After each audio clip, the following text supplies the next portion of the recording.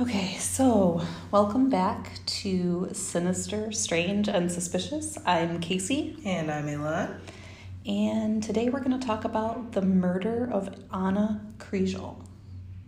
So, I kind of selected this case because it's a little different. It's a very current case. There hasn't even been sentencing yet at the time of this recording. And this case actually... the children in this case are the youngest people ever to be convicted of murder in Ireland, ever. Wow. So, yeah, it's a little bit intense, and it does involve some accounts of sexual assault. So if that's triggery for you, please feel free to skip this episode. But we will kind of try to warn you as that piece comes up. Right. So I guess we can just jump in. Mm-hmm. So Anna was born in Western Siberia in February of 2004. At the age of 2, she was adopted by her parents, Patrick and Geraldine Kriegel, from Ireland. So Anna was their first child. She was described as being quite tall, beautiful, and unique.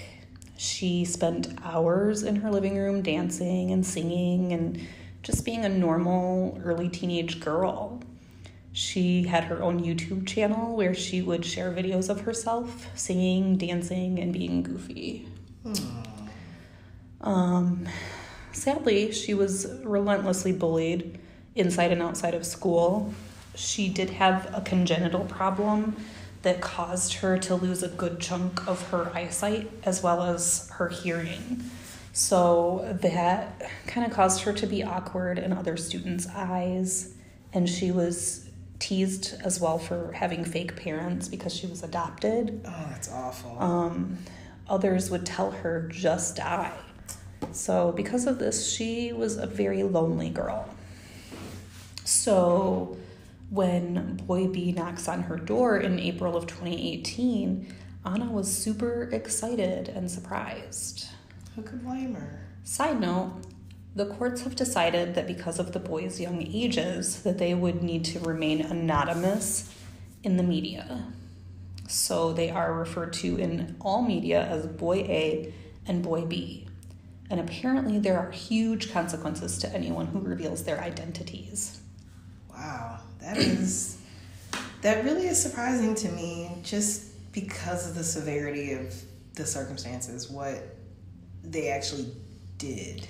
Yeah, it seems like that's just going really easy on them. Right. The brutality of this crime, I would think that would kind of make it so you would want to treat them as adults. Right. But exactly. Apparently not all countries feel that way. Mm-hmm. So, yeah. So suddenly, out of nowhere, Boy B shows up and he tells Anna that Boy A, who Anna had a crush on, Boy A wants to meet you in the park, Anna. So she gets super excited. She runs upstairs.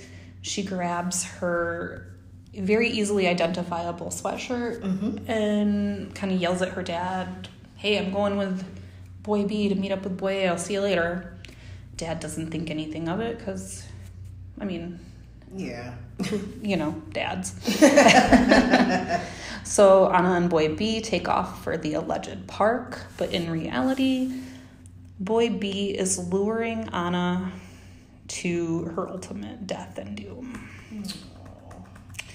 So Anna's mother is a typical mom. She's got the mom gut thing going. I don't know. You have kids. Yeah. That mother's intuition is almost never wrong. Never wrong, guys. So her mother ended up reporting her missing that same night around 9 o'clock on... So around 9 o'clock that night. Her mother became worried when she arrived home from work and had heard that Boy B came by and Anna left with him. See, her mom knew the difficulties that Anna had been having with her peers, and she also knew that Boy B was not someone who would regularly kind of socialize with Anna. Mm-hmm. So Geraldine knew instantly, this is not right. Right. So first she tries calling Anna, and she gets no answer. Then she's like, okay, maybe your phone's off or it died, whatever. So she goes out to look for Anna, and she finds no trace of her. So at that point, she's super worried, and she calls the police. The police immediately took things very seriously and started searching for Anna. The first place they go is straight to Boy B's house. Mm-hmm. Boy B just kind of stood there quietly by his mom and looked surprised. That night, he did not give them any useful information, and it wouldn't be until the next day that he would give up Boy A's name and tell them that Boy A wanted to meet Anna in the park nearby. So next, the police head to Boy A's house. Immediately, they notice that he has several obvious injuries. Not suspicious at all. No, of course not. So when they question him, he tells them that he was jumped by a group of boys after he left Anna. A friend of Boy A's would later testify that he was limping, had blood on his shirt, and also looked scared when he had video chatted with him after the alleged incident. His parents also noted that he seemed shaken when he got home. During the interview he gives the police, he gave them detailed descriptions of his attackers, and he described how he was able to fight them off by ninja kicking them in the neck. That really is, like, can I just say that is the most teenage boy thing I have ever heard in my life. Same. Literally, my eyes are rolling so hard right now. Like, I can't even. And I wonder if the police were able to keep a straight face when they... Right. When he said that. I can't imagine. Like, I would have had to probably fight back a laugh. I really would have. So the police, during the times of the interviews, decided to secretly search the boys' homes. So a number of items of significant interest were removed from Boy A's house. This included a backpack, and we're actually going to talk more about the backpack later.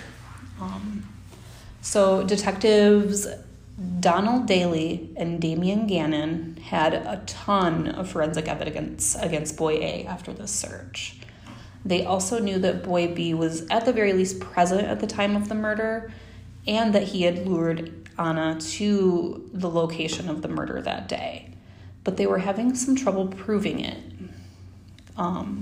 Initially, they questioned Boy B for about 10 hours over the course of 2 days, and Boy A kind of said Boy B said that Boy A had asked him to go to Anna's house, bring him to him in the park, so that they could chat.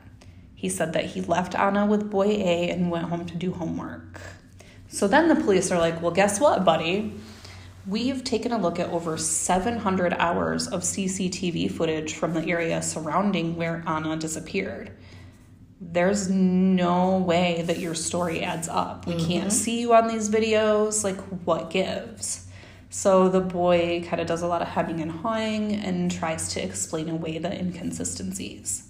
It wouldn't be until the beginning of the fourth interview that Boy B's story would kind of start to change. So he ultimately admits that the story that he was telling had been a lie. Obviously.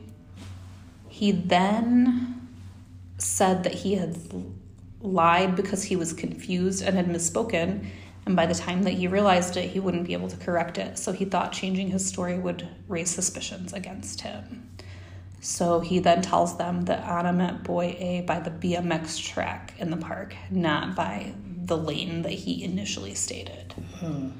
Come on, dude. Just spill with the truth. It's so many little pieces that are being switched around, and you can almost feel the frustration that the detectives have. Like, just tell us what happened. We have you. Right. And they have so many rules, like with dealing with minors, that they can't, like, they can be tough guys. They have to be very careful in how they handle the situation. Right. And you don't want to lead them either. No.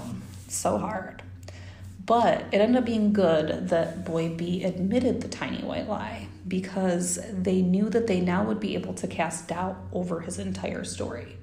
So whenever he started spewing nonsense, they would remind him, hey, buddy, we know that you kind of are a liar and your pants are on fire. So after a ton of urging to get Boy B to come clean, they finally had a breakthrough. So on May 25th, 11 days after the murder, the Garda informed Boy B that they had a witness that placed him in the field of an abandoned farmhouse where Anna's body would later be found. Boy B knew he was busted, so he admitted to going in the field to look around, but he still swore that he went no further and that he knew nothing else. What do you think? You know how they kind of, you know how teenagers are. Mm-hmm. They are stubborn, and even when they're caught in a lie, they're not going to let it go. Right.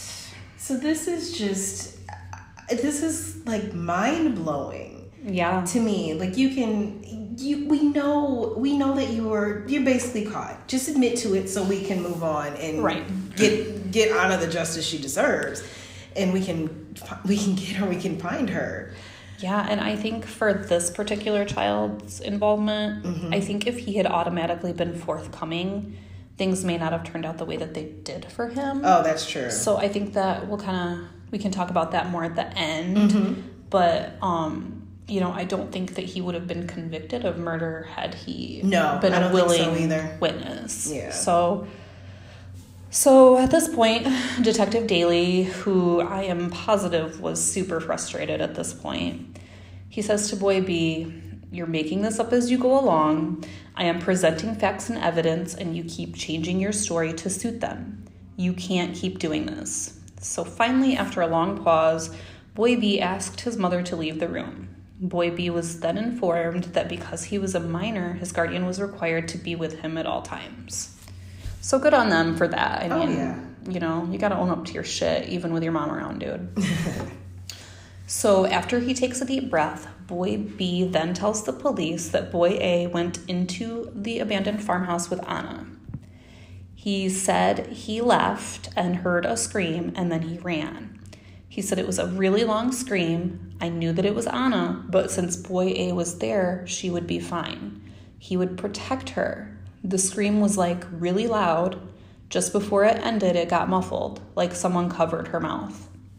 So at this point, both Boy B and his mother break down in tears.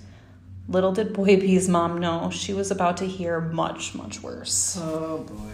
Yeah, it's not good. No.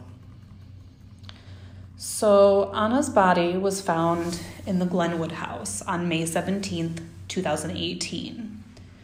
Glenwood House was built sometime around 1800 and sits on just over 100 acres on the edge of St. Catherine's Park, which is the park that Boy B claimed that he led Anna to. Right. So although the home has some sort of historical status, it's pretty much in ruins currently. It's cluttered with garbage that local teens have left behind throughout the years. It's pretty much a party place where teens can go hang out away from their parents' prying eyes. Right. The roof has collapsed in a lot of places, and many of the rooms have been damaged by a previous fire. Wow. The morning of May 17th, 2018, Sergeant Burchell and a specially trained 4-person search team went to search St. Catherine's Park and Glenwood House. They were using a grid type of system for their search to kind of make sure that they didn't miss anything. And I guess that's a very common search technique to use a grid. So they literally left no stone unturned. Wow. They searched every single ditch, every single hedge, and they even used slash hooks to clear fields in an effort to find this girl. While Sergeant Burchell searched the outbuildings, another member of the team, Sean White, went into the main house via the back porch. At the end of one of the halls near the front of the house, he looked into what we would later learn is referred to as Room 1. Okay. He described it as being very dark inside. The windows were all boarded up, so there was very minimal light coming through from a hole in one of the boards. He said that he thought he could make out a figure laying on the floor, and he could definitely smell dried blood. Oh, no. He also said that he believed he was looking at either a mannequin or something terrible. He tried to call out to the figure but got no response. So in line with his training, he went to confirm the situation and then left to call for assistance. Burchell rushed into the house when he heard White yell, "Find." Inside of room 1 was Anna Kriegel's lifeless body. She was naked except for her black socks, and her hair was literally matted to her face. Oh my gosh. Poor girl. I know. So Anna's clothing and pieces of her iPhone were scattered throughout room 1. Also in the room was a cement block and a large stick. These items were both covered in blood. There were blood stains on the walls, all over the carpet, and it was clear that it came from Anna. Mm-hmm. The police immediately went to work securing the crime scene, and they awaited the arrival of Superintendent John Gordon from the Lucan Police Station. A local doctor was called to formally pronounce Anna's death, and within the hour, her family was notified that her body was found and that they would need to go to the morgue that evening to make a formal ID. Oh, gosh. Can't imagine or having to make that call. So Inspector O'Neill was appointed senior investigating officer of the case, and he had about 20 officers working underneath him.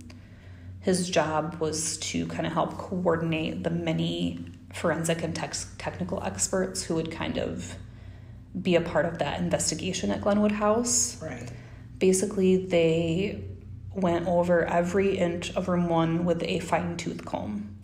Every piece of trash, no matter how insignificant it was, would be cataloged. Oh my goodness, no wonder they needed so many officers. Yeah, with an investigation that detailed. They really took this seriously, and they acted very quickly. Good. So I think that's kind of why they solved it so fast. Oh yeah, definitely. So now retired Professor Marie Cassidy was the state pathologist who visited the location and oversaw the transport of Anna's body.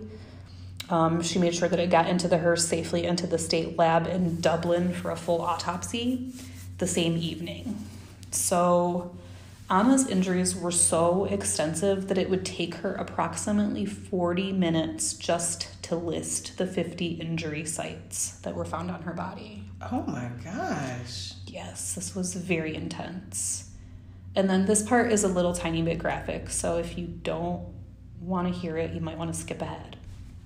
So Anna reportedly had bruises and cuts all over her body. The most serious were localized to her head, face, and neck. During the autopsy, they determined that Anna had died from blunt force trauma to her head and neck. Other injuries suggested that there was some sort of sexual assault, either with an object or the old-fashioned way. They did not specify in the articles that I read, and I really didn't want to know, to be honest. She was also unable to determine if Anna was conscious or not at the time of the sexual assault. So the police suspect that Anna was beaten to the ground with a stick shortly after she entered room 1. She then was hit 4 times with the concrete block. Then she was dragged over near the window where there was more light, and they believe that that's where the sexual assault happened. This is the part that really got me. Yeah. Her false nails were scattered around the room, indicating that she fought back hard. Oh my God. So fucked up. That girl, honestly, this little girl is a bit of a hero. Because she fought hard, clearly. How hard would you have to scratch and snag and grab? To lose your nails. Exactly. It makes me think of, did you ever see that Texas Chainsaw Massacre movie where he's like dragging her inside the house? Oh yeah, and she's got her nails are coming and the nails up. Yes. Ugh, yeah. Yes. That's a vision I'll never get out of my head. So none of the evidence at the scene immediately pointed to a suspect. All of the blood and fingerprints were Anna's. When they examined her clothes, though, they got a breakthrough that they needed. There was semen present on Anna's top. So at this point, the police were already suspicious of the boys because of the discrepancies in their stories. They now had Anna's blood on items found in Boy A's home, And the big whammy, the semen was a match for Boy A. But that's not all. Boy A's phone was taken as a part of his fictitious assault investigation. Mm-hmm. What do you think they found on it? Oh, good Lord. I have a feeling it probably has something to do with his search history. So as a mother, say TJ's 13. Mm-hmm. What's like your nightmare of finding on his phone? Like, what do you not want to find on your 13-year-old boy's phone? Oh, God. Anything about possibly violent acts, violent crimes, violent sexual crimes. Yeah. So, on the phone, they found a screenshot of a list of YouTube videos that included the 15 most gruesome torture methods in history. Oh, gosh.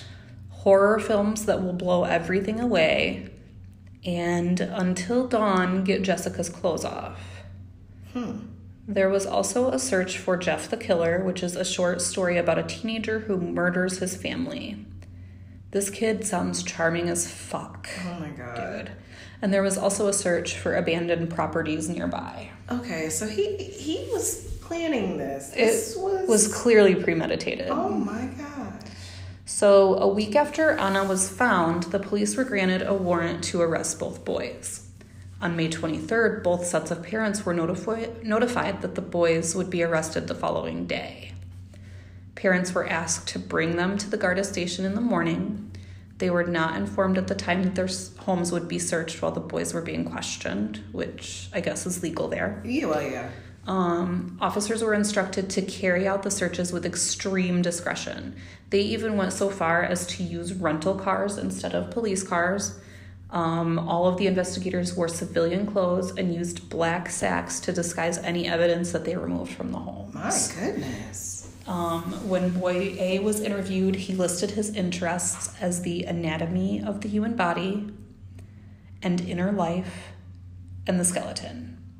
What the fuck does that even mean? Who the hell? Who lists that as their list of... Seriously, especially like a 14-year-old. Right. Because you think, okay, with your interests, I don't know, video games, basketball. Girls. Yeah.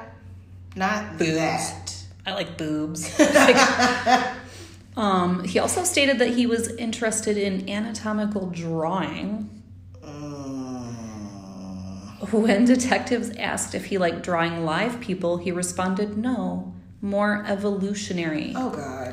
What the fuck? Who is this kid? Who raised you? Who? Seriously. Oh, my God. When Boy A was informed of the DNA evidence, he responded by saying, are you joking me? You can't be serious. This little bastard. Yeah. Oh, wow. It's like a baby Bundy. Yes! Despite being presented with the mounds of serious evidence that they had against him, Boy A claimed to have no comment and no knowledge of what happened in room 1. After Boy B finally came clean about hearing Anna's gut-wrenching scream, detectives were able to get the whole story from Boy B. So, here's where we get to the nitty-gritty. Yeah. Are you ready? Yep. I had to prepare myself mentally for this one. So, he said Anna had gone into room 1 with Boy A. Despite being told to leave by Boy A, Boy B decided to explore the rest of the house. The sound of some strange shuffling made him run back to room 1, where he saw Boy A kind of flip Anna in a judo-type move. Boy A then started choking her and pulling off her clothes. He said that Anna was crying and begging Boy A not to do this. At this point, Boy A and Anna both saw that Boy B had returned.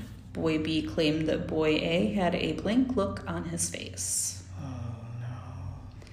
Detectives then copied a few relevant pages of the boy's interview and shared them with Boy A in hopes that he would realize that he was being completely thrown off over the bus, under the bus, through the bus by Boy B, and then they were kind of hoping that Boy A would turn on Boy B and give them some evidence they needed against him.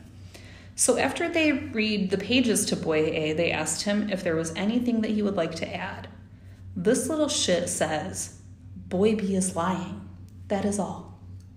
Wow. How? Okay, but wait. Mm-hmm. Presented with this, I mean, massive amount of evidence. Basically, he's caught red-handed. DNA. Which, that's it. That's multiple sources of DNA, because right. Not only do they have his semen on her top, but they have her blood on and in his backpack.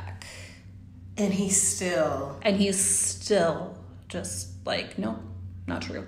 That's why, like I said, he's like a baby Bundy. Yeah. Like, and the blank look in during the act, yeah, that is definitely calling. Terrifying. Mm-hmm. So both boys get arrested and charged with murder, although boy B would not be arrested until like a month after boy A was, because there really wasn't a ton of evidence against him. Right. So the police would normally announce arrests and murders immediately, but out of fear for the boys' safety and the fact that the case was so high profile, they kind of waited until right before boy A was due in court to announce. Okay. After boy A's arrest, the evidence really started to pile up against him. During the search of his home, they found what was described as a kill kit, and this is the backpack that we were talking about. So it's just a backpack, but in it, it had gloves, knee pads, shin guards, a scarf, and a homemade mask. The mask was skin-colored. It covered only the top half of his face. It had eye and nose holes cut in it, and sharp teeth were cut into the upper jaw and painted red. The hell? Yeah. Oh my God. Anna's blood was found on the inside and the outside of the mask, as well as on the gloves, the knee pads, and the bag itself. The police said that the gloves were extremely important to pay attention to because they would explain why only Anna's fingerprints were found at the scene of the crime. Right. So when detectives examined the 2 phones that they find in boy A's room, they discover around 12,000 images, the majority of which were pornographic in nature. Many were violent. Both phones' search history showed several pornographic videos had been viewed, including one with a title referring to a woman named Anastasia. Another referred to Russian teens. And there were also searches for child porn, horse porn, and, quote, dead boy prank in abandoned haunted school, end quote. These details were unfortunately inadmissible in court. Oh, good grief. Because, of course. Right. So boy B claimed that he didn't do anything to stop this murder because he was too scared and shocked. He didn't know what to do. He said he lied to the police the next day because he wanted to forget what happened. He also indicated that he was afraid of being framed by boy A. Okay, I get being scared, but like, you just watched someone get murdered. Yeah, by your friend. Like, how do you not speak up? I just don't. I'm just at a loss with this one. How do you? I understand being scared, and I also understand being afraid that he would frame him for this. I understand that, but how do you just maintain silence? How do you just not say a peep and stick to your lie? Right. Over and over and over. I don't get it. And like, as a mom, this terrifies me. I have 2 boys, and I hope that I'm raising them in a manner where they would have immediately went to get help if they saw this happening. Oh, absolutely. You know, it wouldn't have even gotten this far. Like, I can't imagine just knowing. I have such a hard time. This one sticks out to me because we both have kids, and you really want to. What would lead to a child? What circumstances of raising them would lead to this? Right. What was the home environment like? Right. I don't know. Yeah. There's a lot to unpack here. There is. So, in Ireland, the legal age of criminal responsibility is actually age 12, but it drops to age 10 when rape or murder is alleged. So at age 13, these boys have the honor of becoming the youngest people in the entire history of their country to be charged and convicted with murder. There was no public permitted at their trial to protect their anonymity, which is apparently a right that even murderous heathens get. Both boys were ultimately convicted, and at the time of researching and recording this, the sentencing was still pending. Okay. So... This one is just... Yeah. You have to kind of sit with this one. Yeah. And just process everything. This is probably like one of the most disturbing cases that I've seen in the past probably 5 years. I agree completely. Yeah. This one, there just has to be... I can't help but think the amount of the amount of preparation, the creation of the mask, because that sounds horrifying. Yeah. And all of his equipment and his kill kit. I just can't wrap my mind around this. That this is a child that did this to another child. Another child who went to school with them, that they were familiar with. I just can't, this one is so deeply upsetting. And just to know how much they tortured her. And just, yeah, and how hard she fought. Yes. She was bound and determined to get out of this, and at least to leave as much evidence as possible. And that's when I remember growing up, as my mom always said, if anybody grabs you, you fight as hard as possible, so at least they get you get their DNA under your nails. So even if something happens to you, we can find out who did it. It's terrifying advice to have to give a kid. But really nowadays, you kind of have to. Yeah. Like, you fight and you scream and you do whatever you have to do. But then again, we also watched a lot of CSI, so that's probably why she said that. It's totally something my grandma would have said too. Right. So that was the murder of Anna Kriegel. My gosh. That's a tough one. It's a bummer, for sure. It is, yeah.